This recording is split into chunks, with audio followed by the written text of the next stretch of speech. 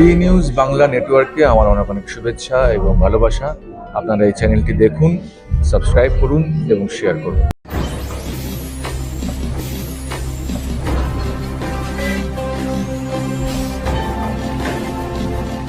সততার পথে সত্যের খোঁজে আপনারা দেখছেন বি নিউজ বাংলা নেটওয়ার্ক।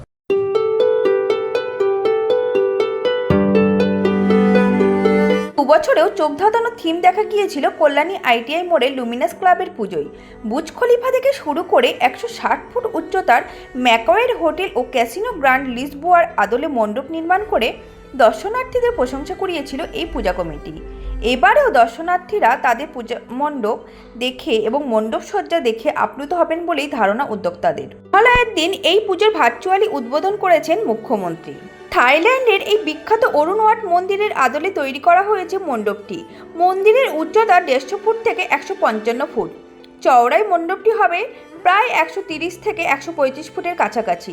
মূল মন্দিরের একটি প্রধান চূড়া সহ মোট 5টি চূড়া রয়েছে, তবে মণ্ডপে মোট 3টি চূড়া তৈরি করা হয়েছে। একটি স্বর্ণবিপণী সোনার গহনায় সাজানো হবে প্রতিমাকে।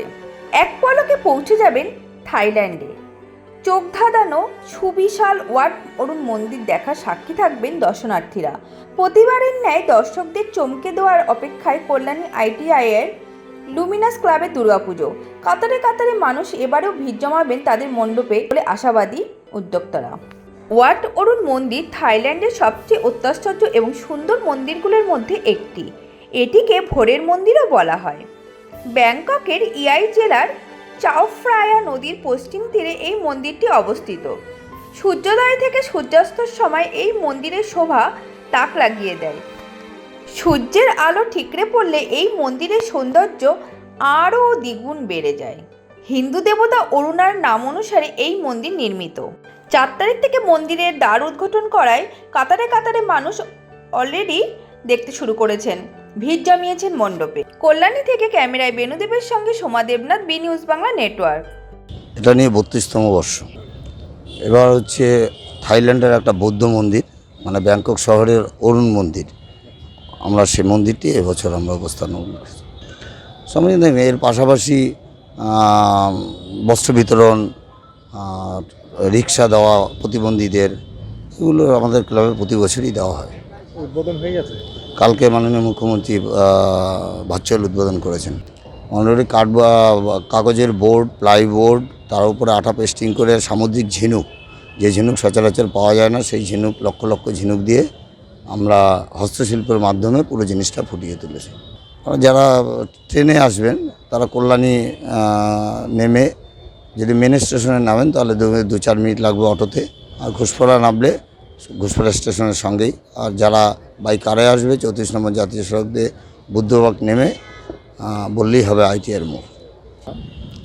আমি হচ্ছে লুমিনাস ক্লাবের সদস্য, প্লাস এই মণ্ডপটা দেখছেন, এই মণ্ডপের নির্মাতা কর্ণধার উইলিয়াম সরকার।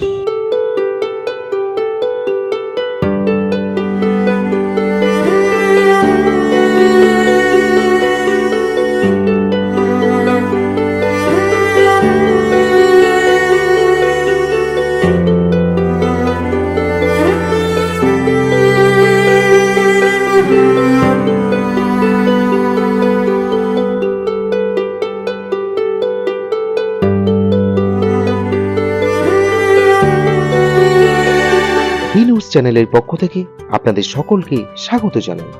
আমাদের চ্যানেলের আরো আপডেট পেতে আজই চ্যানেলটিকে সাবস্ক্রাইব করুন, সাথে থাকুন, পাশে থাকুন।